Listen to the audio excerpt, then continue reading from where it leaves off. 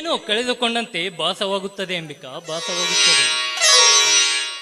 ನಿನ್ನ ಪ್ರೀತಿಯ ಸಂಕೋಲೆ ನನ್ನನ್ನು ದಿನ ದಿನಕ್ಕೆ ಬಂಧಿಸಿ ಬಿಟ್ಟಿದೆ ಅಂಬಿಕಾ, ಬಂಧಿಸಿ ಬಿಟ್ಟಿದೆ.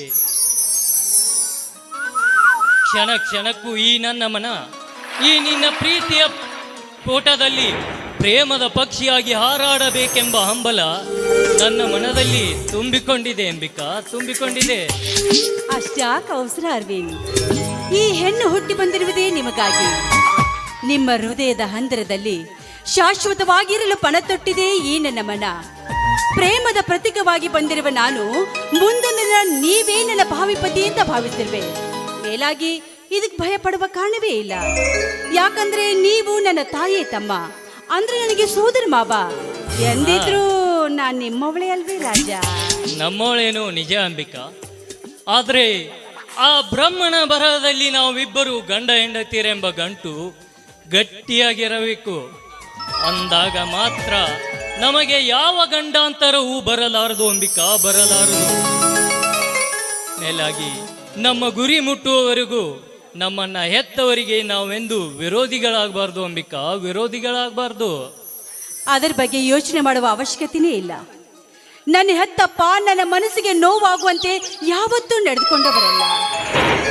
ನನ್ನ ತಾಯಿ ತೀರಿಕೊಂಡಾಗಿನಿಂದ ಅಂದಿನಿಂದ ಇಂದಿನವರೆಗೂ ನನ್ನನ್ನು ಮುದ್ದಾಗಿ ಬೆಳೆಸಿ ವಿದ್ಯೆ ಕಲಿಸಿ ನನ್ನ ಮನಗೆದ್ದವರೊಂದಿಗೆ ನನ್ನ ಮದುವೆ ಮಾಡಬೇಕು ಅಂತ ನಿರ್ಧಾರ ಕೂಡ ಮಾಡ್ಕೊಂಡ್ಬಿಟ್ಟಿದ್ದಾರೆ.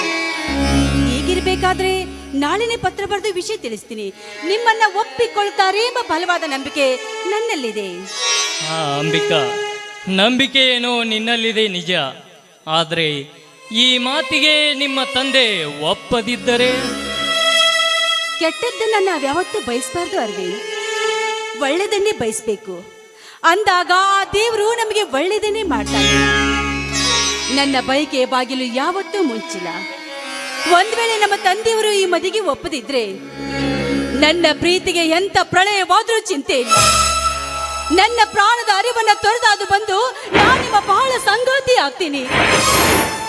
ಈ ಮಾತು ಆ ಶಿವನ ಸಾಕ್ಷಿ ಮಾಡಿ ಹೇಳಿದೆ ನಾನು. ಆದ್ರೆ ನೀವು ನನ್ನನ್ನು ಮರೆತು ಮತ್ತೊಂದು ಹೆಣ್ಣನ್ನು ಕೈ ಹಿಡಿದ್ರಿ ಅಂಬಿಕಾ. ಈ ಮಾತು ಈ ಜನ್ಮದಲ್ಲಿ ಸಾಧ್ಯವಿಲ್ಲ ಅಂಬಿಕಾ, ಈ ಜನ್ಮದಲ್ಲಿ ಸಾಧ್ಯವಿಲ್ಲ.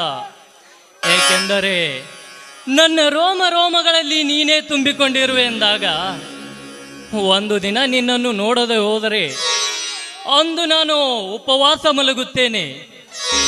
ಒಂದು ವೇಳೆ ಉಂಡರೂ ಕೂಡ ಅದು ವಿಷವಾಗುತ್ತದೆ ಅಂಬಿಕಾ, ವಿಷವಾಗುತ್ತದೆ. ಮರೆತು ಮಲಗಿದರೆ ಆಕಾಶನೇ ತಲೆ ಕಳಚಿ ಬಿದ್ದಂತಾಗುತ್ತದೆ. ಇನ್ನು ನಿನ್ನನ್ನು ಮರೆತು ಬದುಕುವ ಮಾತಂತೂ ನನ್ನ ಮನದಲ್ಲಿ ಯಾವತ್ತೂ ಇಲ್ಲ ಅಂಬಿಕಾ, ಯಾವತ್ತೂ ಇಲ್ಲ. ಬದುಕಿದರೆ ಅದು ನಿನ್ನೊಂದಿಗೆ ಬದುಕುವೆ, ಒಂದು ವೇಳೆ ಸತ್ತರೂ ಕೂಡ ಅದು ನಿನ್ನೊಂದಿಗೆ ಸಾಯುವೆ. ಇದು ನನ್ನ ಮನಸ್ಸಿನ ನಿರ್ಧಾರ ಅಂಬಿಕಾ, ನನ್ನ ಮನಸ್ಸಿನ ನಿರ್ಧಾರ. ನಾನು ಅಷ್ಟೇ ಅರವಿಂದ್, ಈ ದೇಹದ ದೇವರೇ ನೀವು ಅಂತ ಭಾವಿಸ್ಕೊಂಡಿದ್ದೇನೆ. ಈಗ ನಾವಿಬ್ರು ಮಾನಸಿಕವಾಗಿ ಮದುವೆ ಆದಂತೆ ಸರಿ.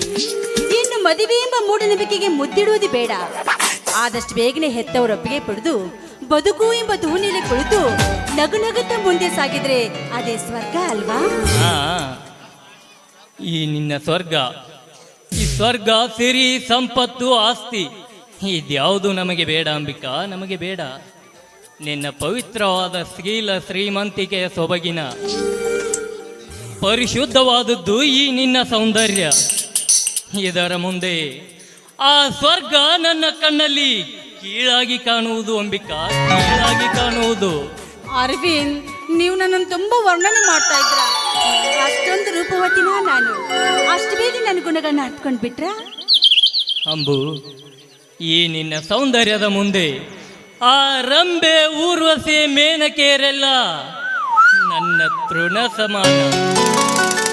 ಯಾಕೆಂದ್ರೆ ಆ ಬ್ರಹ್ಮ ಬಲು ಬುದ್ಧಿಯಿಂದ ತಿದ್ದಿ ತೀಡಿ ನಿನ್ನನ್ನು ಈ ಭೂಮಿಗೆ ಕಳಿಸಿದ್ದಾನೆ ಎಂದಾಗ ಬಂಗಾರದ ಬಟ್ಟಲು ಹಿಡಿದುಕೊಂಡು ತಿರುಗಿದರೂ ನಿನ್ನಂತ ಗುಣವತಿ ಸಿಗುವುದು ತುಂಬಾ ಕಷ್ಟ ಅಂಬಿಕಾ, ತುಂಬಾ ಕಷ್ಟ.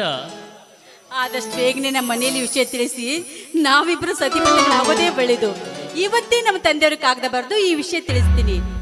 ಹೌದು, ನಮ್ಮ ಮದ್ವೆಗೆ ನಮ್ಮ ತಂದೆಯವರು ನಿಮಗೆ ವರದಕ್ಷಿಣೆ ಎಷ್ಟು ಕೊಡಬೇಕು ಅಂತ ಕೇಳಿದ್ರೆ ನಾನೇನ್ ಹೇಳ್ಬೇಕು? ಹಾ, ಕೇಳಿದರೆ ಅಂಬಿಕಾ, ಈಗ ನಿನ್ ತೂಕ ಎಷ್ಟು? ಗೊತ್ತಿಲ್ಲ. ಗೊತ್ತಿಲ್ಲ? ಇಲ್ಲ ಅಂದ್ರೂ ಬರೋಬ್ಬರಿ ಒಂದು 40ರಿಂದ 50 ಇರ್ಬೋದಾ? ಯಾಕೆ? ಇಲ್ಲ, ಹೇಳ್ದೆ ಕೇಳಿದರೆ ನಿನ್ನ ತೂಕವಿದ್ದಷ್ಟು ಬಂಗಾರ ಅಂತ ಹೇಳುತ್ತೀನಿ. ಓ ಮೈ ಗಾಡ್, ಏನ್ರಿ ಅಷ್ಟೊಂದು ಚಿನ್ನ ಎಲ್ಲಿಂದ ತರೋದು? ಲೇ ಹುಚ್ಚಿ, ಬಂಗಾರ ಅಂದ್ರೆ ಏನೇ ತಿಳಿದಿದ್ದೀಯಾ? ನೀನು ನಮ್ಮ ಮನೆಗೆ ಬಂದ್ರೆ ಮುಗಿದೋಯ್ತು ಕಣಿ, ಅದೇ ನನಗೆ ಬಂಗಾರ ಬಂದಂತೆ. ಹೌದಾ? ಹೋಗಿಪ್ಪ, ನೀವು ಸುದ್ದಿ ಬಸ್ಸಿ ಕವಿಗಳಂತೆ ವರ್ಣನೆ ಮಾಡ್ತಾ ಇದ್ದೀರಾ. ಹೆಚ್ಚುತ್ತು ನಾನು ನಿಮ್ಮ ಮುಂದೆ ನಿಂತ್ರೆ ನನ್ನ ಮೇಲೆ ಕವನ ಕಟ್ಟಿದ್ರು ಕಟ್ಬಹುದು. ಹಾ ಅಂಬಿಕಾ, ಕವನ ಏನು ಕಟ್ಟಿದಾಗಿದೆ. ಆ ಕವನಕ್ಕೆ ಹಾಡುವ ಸೇರಿ ಕಂಠ ಬೇಕಾಗಿದೆ. ಎಲ್ಲಿ ಆ ಕಂಠ ನೀನಾಗು ಬಾ ಕೋಗಿಲೆ. ಹೌದಾ? ಹಾಗಾದ್ರೆ ನೀವು ಕವನ ಹೇಳಿ, ನಾನು ಹಾಡುವೆ. ಆಯ್ತು.